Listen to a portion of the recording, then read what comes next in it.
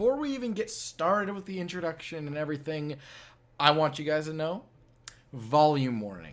I get a little loud whenever I get a little passionate about a game, and I feel passionate about how I reviewed this game. Volume warning. Can't say I didn't warn you. What's going on, YouTube? It's the Nerd Network bringing you a review of the For Honor beta on the Xbox One.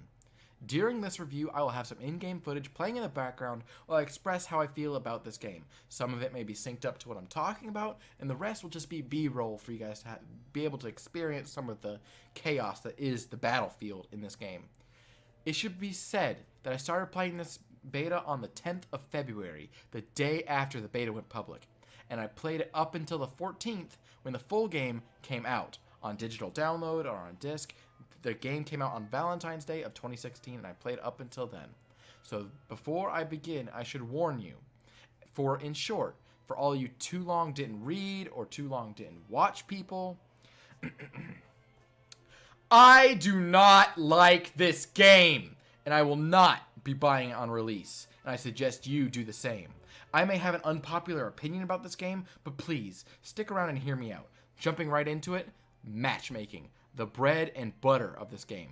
Or, well, it's supposed to be. It was utterly and completely broken. Shattered and broken beyond any recognition. It didn't even resemble a quote-unquote multiplayer in the slightest meaning of the word.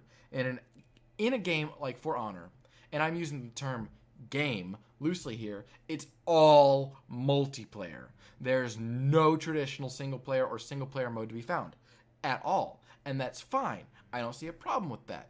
But the problem I do see is this. The online multiplayer doesn't even freaking work! And this is a gigantic problem when your game is 100% online multiplayer. In fact, I spent the entire time it took to type out this review looking for a single match. And do you know how this match ended? Yes, I did add this there at the end. And I quote, "An error occurred. Returning to the main menu. Error 0004000008.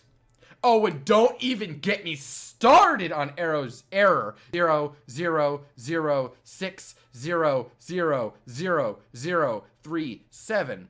That legendary error message. This message during literally 3/5 of my games would pop up, letting me know that the game lobby has been closed. For no reason. Everyone that was in the game just gets backed out into the lobby waiting again for hopefully we could start the match up again, which it never does. Just backed out into the lobby waiting screen again. I counted how long I spent on error screens and messages just looking for a match compared to the actual gameplay I got to experience. And yes, I did actually count the minutes, minute by minute, and I spent 2 hours and 47 minutes more in the matchmaking, actively looking for a single game than in actual gameplay. How stupid is that? Whenever, on the extremely rare occasion that the matchmaking actually decided to work for me, I would never, ever, not even once land in a full lobby right off the bat. There would always be 100% of the time. 100% of the time there would be an AI-controlled hero on the opposite team or on our team, therefore putting one of the teams at a disadvantage. That team was whoever didn't get the AI, and that is one thing I can say safely about this game. The AI is phenomenal. Simply amazing. Any smarter and it would surpass Skynet. And yes, that is a Terminator reference. The AI in this game is unstoppable. Fighting just one of the AI in this game is equivalent to playing a match of Mortal Kombat against a maximum difficulty AI, turning your controls into the inverse of whatever you usually play, tying your hands up behind your back, walking out of the room, and using only your tongue to fight. That's no joke. I've been in fights, 1v1 engagements, with an AI with low health, probably 10 to 15 health remaining, and myself at around 50 to 75% of my health, and with a damage boost. And don't worry, we will get into that silliness soon. And me getting the jump on the AI, only for it to detect my attack, turn around, block my attack instantly, and kill me in a single hit. It is simply insane. I mentioned a damage boost earlier, and yes, I scattered around certain maps and specific game types there are buffs and boosts, especially in their PvP, player versus player, mode, and their PvE, player versus enemy mode, which is the player versus AI, basically. These include a health boost, damage boost, a defense boost, and a speed boost. Health was an instant heal as long as you stood in the circle for literally 1 second. Virtually instant heals for whenever you got into a fight, encouraging a camping playstyle near the health. Absolutely infuriating whenever you've gotten an enemy really low to like 1 or 2 more hits away from death, and they manage to squeak into a health pack and they're instantly regenerated to full health. Damage boost, the thing everyone instantly runs for, gives the wielder approximately, I don't know, around 500 to 600% extra damage. Enough damage to plow through a squishy character in just 3 heavy hits. In which I may add, you cannot block. The only thing that you can do is roll away until your stamina runs out, and then quickly pray that your attacker won't violate you after he's done beating your corpse and taunting you with a silly little Y button taunt over now your lifeless husk that used to be your body. Defense boost is just plain silly, making any character almost invincible for 30 whole seconds. While it doesn't sound like much just hearing it, that's about 29 seconds longer than most engagements happen when one player has that temporary God mode boost. Speed boost, surprisingly I'm sure, is probably the most overpowered of all the boosts. It will make your travel speed increase by 150% for nearly a whole minute. Do you know how scary it is to have a Viking rush at you at full speed wielding a giant axe with your name on it? Pretty freaking spoopy, dude. But he's slow. You can just dodge him and walk out of the way, right? Wrong. That Viking passes through a speed boost, and suddenly you have a silverback gorilla-built monster running around at Sonic the Hedgehog speeds. Does it only increase movement speed, you may be asking? Oh no, the fun does not stop there. Not only does it buff movement speed, but also buffs attack speed. So now that Viking is flailing that axe around and has become a super speed tornado of death and destruction. What is a 30-second defense boost to a linebacker on crack? Nothing. It blows right through the defenses with its raw damage output for a whole minute. That's long enough to cover the entirety of the map and deal a death blow to anyone inhabiting that arena. Is that all it does? No! That's not all, folks! It also decreases the time it takes to revive your teammates to nearly instant. Do they come back with half health or anything that seems fair? No! They come back at full health and keep reviving each other over and over and over and over and over and over and over and over and over again.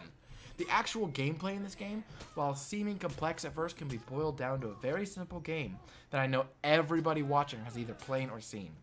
I'm talking about the game with the 3 cups and the ping pong ball is under one of them, and you have to guess which cup the ball is under, but they're all swapped around, you just have to guess randomly. If you're defending from an attacker, and for some reason they decide to go with light, quick, blockable attacks, you have to guess what angle they're coming from. The only thing that differs this mechanic from the cup game previously mentioned is that if you get it wrong, which is a 2 out of 3 chance, by the way, you get chained into an unstoppable combo until you are eliminated quickly and very brutally.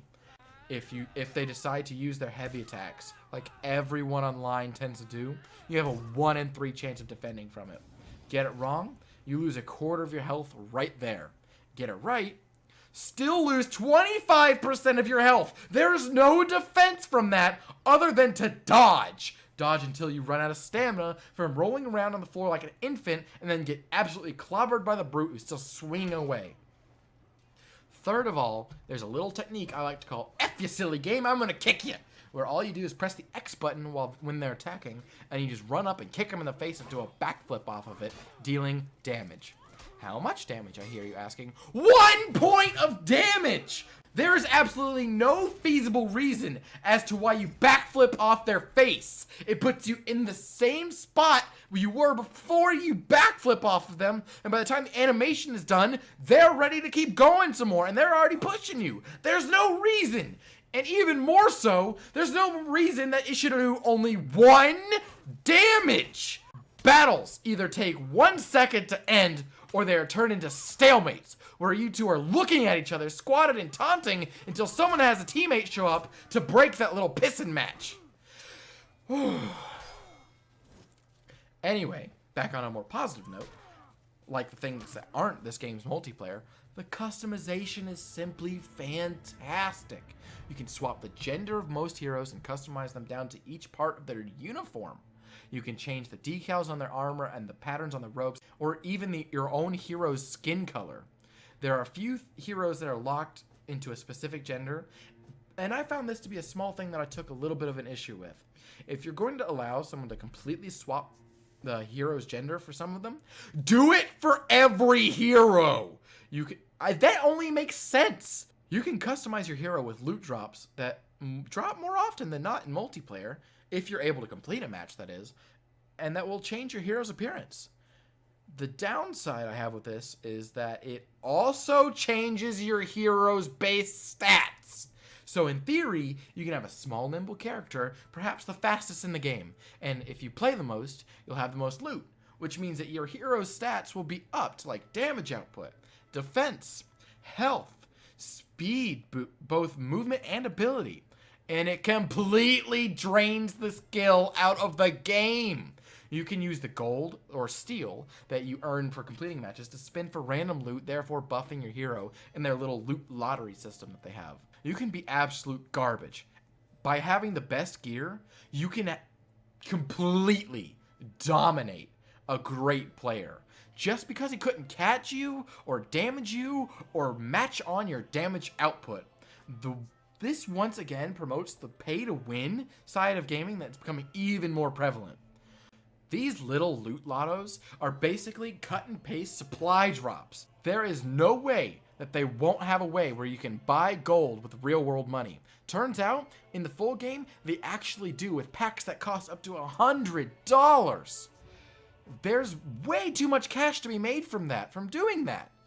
Who needs a finished and working game for $60 to $110 when we could just extort our players into handing us even more money in a pay-to-win game?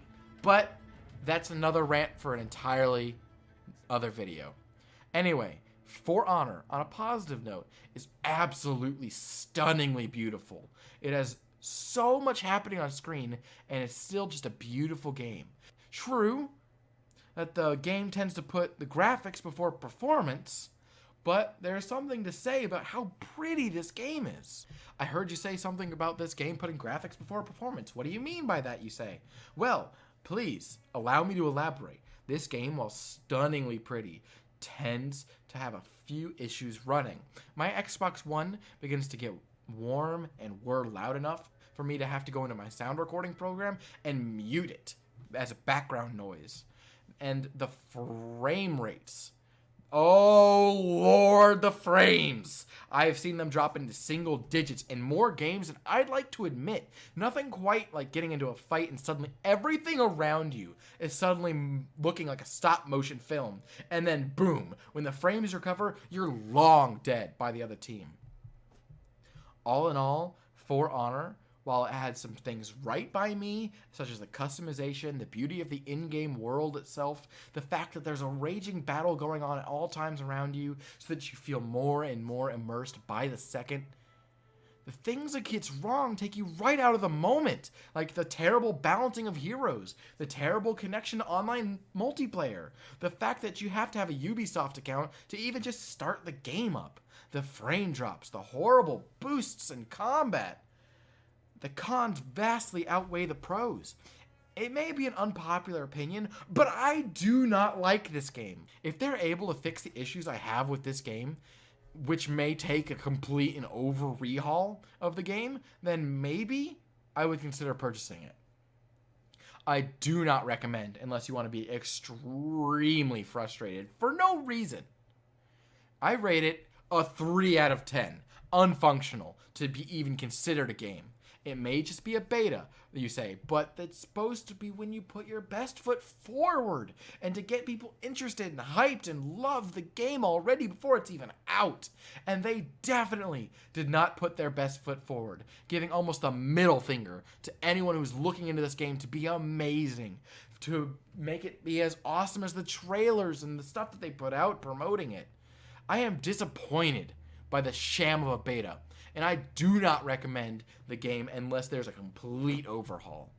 This has been a Nerd Network review, so please do all that YouTube stuff. Like, comment, subscribe, and we will see you next time on the Nerd Network. Roll the outro.